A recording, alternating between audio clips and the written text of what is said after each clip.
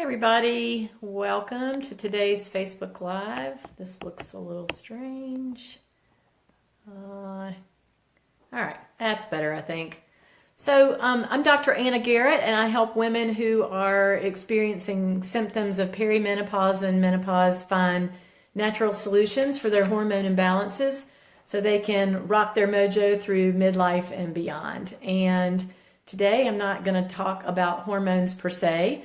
I'm going to share some information that came out of a conference I went to last week. I'm going to adjust this a little more. And it was a conference that focused on mood, metabolism, and memory. And it was a 7-hour conference. So I'm going to try to condense this down to 10 minutes. And obviously that's really impossible to do. But I am going to just hit the high spots of what I thought was important to share with you as it relates to food and mood and all of the things that we worry about in perimenopause because we have so many issues with those things. So the thing that was really interesting is that the central idea of this was basically that we need to protect our brain from inflammation and oxidative stress, both of which can lead to Alzheimer's disease and or depression. And there are really strong environmental links to both of these things. I have to have notes today because this is a lot. I should have brought the whole handout down here so you could see that. But anyway, oxidative stress refers to the free radicals that are created by the body's processes as it just kind of does its things in the cells. And so they're normal, but you want to try to minimize the oxidative stress as much as humanly possible and protect the enzymes that help break down these free radicals. And so when things get out of kilter, that process doesn't work very well. If you have a lot of the free radicals, then they can get into the cells and damage the DNA and the proteins and the lipids, and we don't want that. We want them all to stay very healthy. And the brain cells seem to be the most vulnerable to these free radicals. So sources of oxidative stress include spikes in blood sugar, excess calories, poor sleep, bad food choices, sleep apnea, and then the aging process in and of itself increases oxidative stress, as well as excess alcohol intake. And you know, one of the things I use the Dutch test for one of my hormone testing choices. And they have added testing for one of the byproducts of oxidative stress so that I can see an idea of how much oxidative stress my client is under. So I want to talk about 4 things that contribute quite a bit to oxidative stress and inflammation. And so the first of these is the dietary factors. So we all know that trans fats, for the most part, have been taken out of all foods. They were regulated out, and so that is pretty much of a non-issue. There may still be small amounts in some foods, but they've largely been taken away. But we do still have saturated fat like that, which is found in animal products, and so that's something that can contribute to inflammation. The second thing is eating a high ratio of omega-6 to omega-3 fatty acids. Omega-6s are found in vegetable oils, and so they're obviously ubiquitous in a lot of the products we eat. And we really want to have a 1-to-1 ratio of omega-6s to omega-3s in the foods that we eat. And unfortunately, in our Western diet, we have a ratio of about 15-to-1. So we really have a much higher ratio of omega-6s to omega-3s than is ideal. And omega-3s are found in fatty fish like salmon. They're found in olive oil. They're found in nuts. So those are really good sources of omega-3s. Or you can supplement with fish oil, which is a good source of omega-3s. I personally prefer that you get your fish oil from the actual fish, but some people don't like the taste of it. So the omega-3 supplements are an okay choice for that. So high sugar is the next thing that's a dietary issue in inflammation. And, you know, sugar gets a lot of press these days, and it's not very positive press, and that's for a reason, because it really is addictive and it contributes to inflammation in the body. And the biggest offender of these is high fructose corn syrup. Studies have shown that it seems to contribute more to oxidative stress and inflammation than other forms of sugar like sucrose.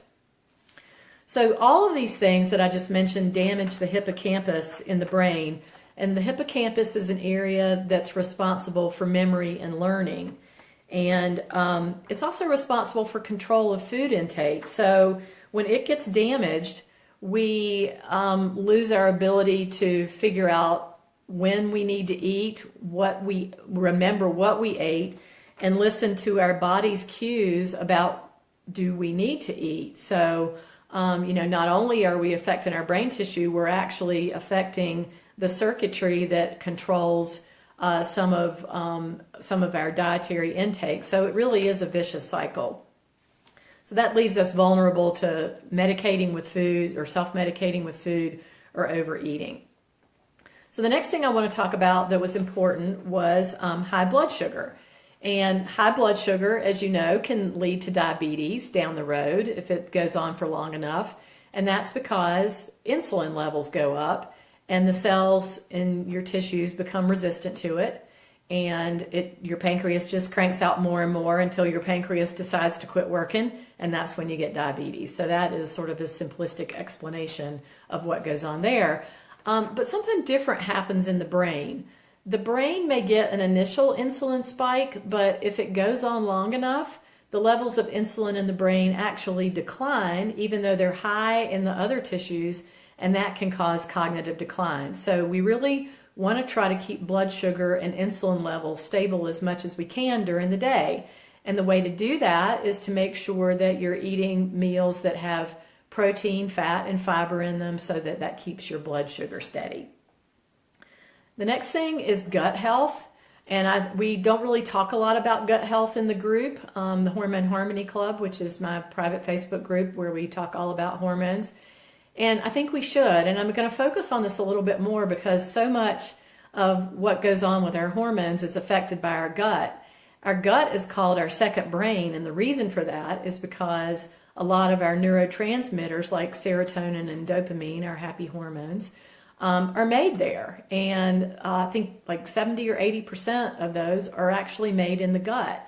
And so if things are going wrong in the gut, then you can see that maybe if your serotonin and dopamine levels go down, you might be more at risk of depression. And that is actually the case.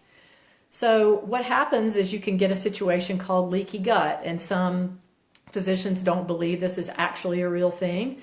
But this is where the lining of your gut gets damaged to the extent that particles that would normally stay in your GI tract and get passed out actually are able to transmit themselves through the gut lining and cause inflammation all over your body. And it's a huge problem.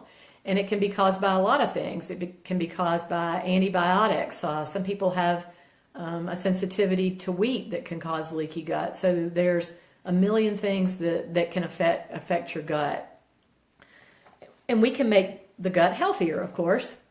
And the way we can do that, there's two ways. We can do it with probiotics, which are very popular right now. I'm trying to remember what the number that was quoted in this presentation was as to how many billions of dollars the industry was. And I want to say it was like a $20 billion industry right now for probiotics. And that's great. I mean, not great that people are spending that much money. They are great in that they help recolonize your gut with healthy bacteria.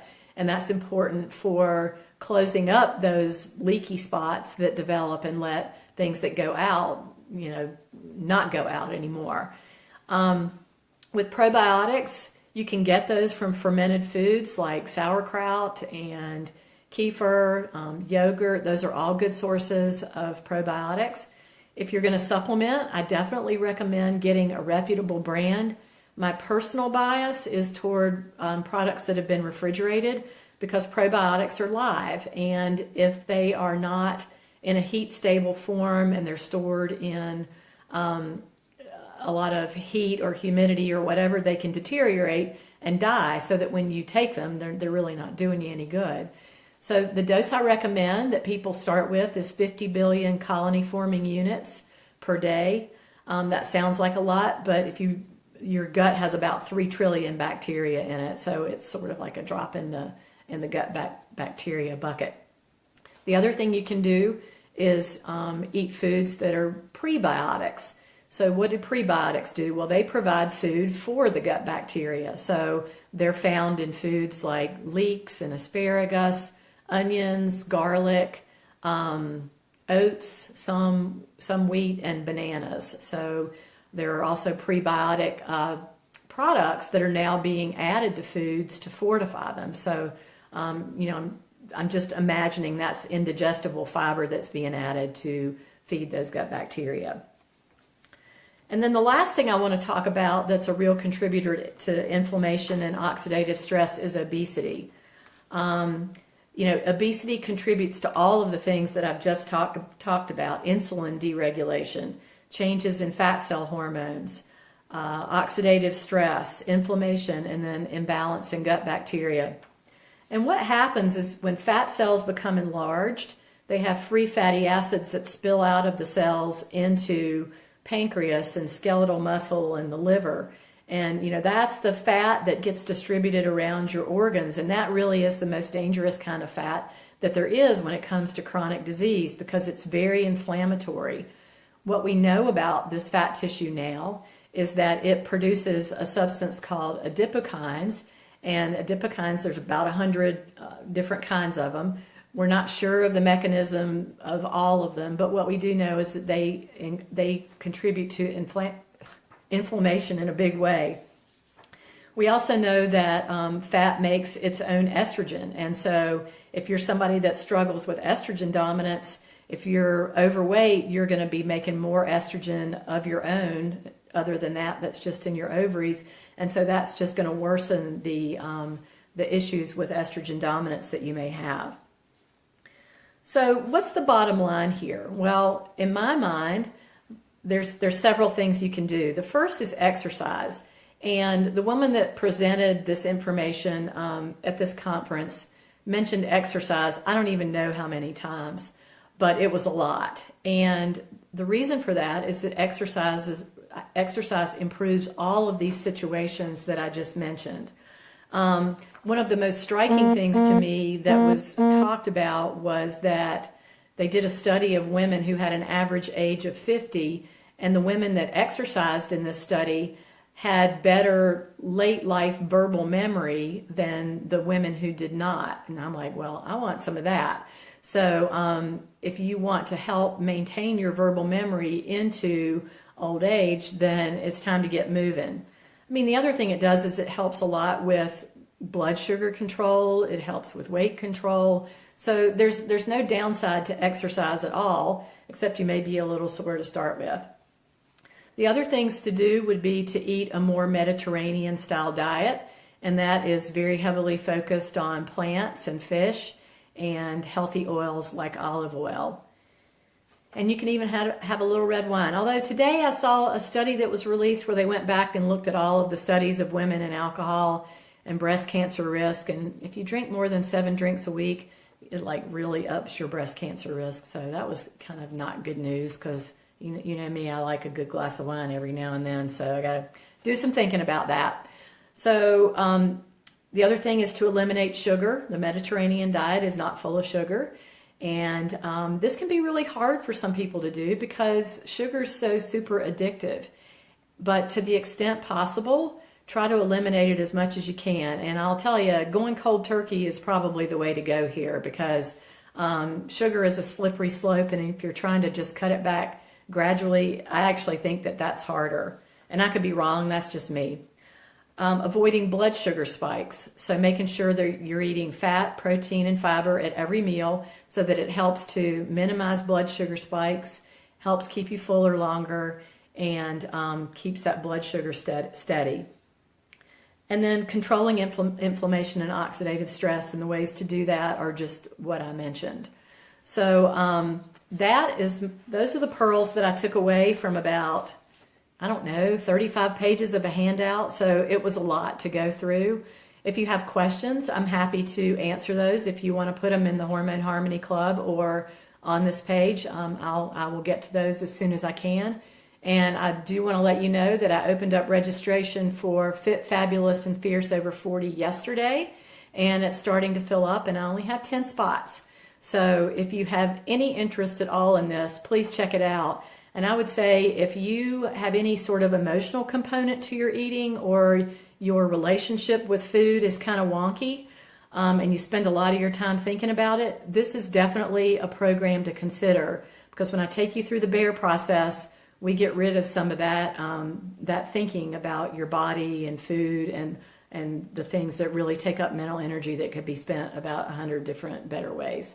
So thank you all for being here, and I will be back again on Thursday. I'm not sure what time, but I will put it on the page hopefully tomorrow when I decide. So take care. Have a great afternoon. Bye, everybody.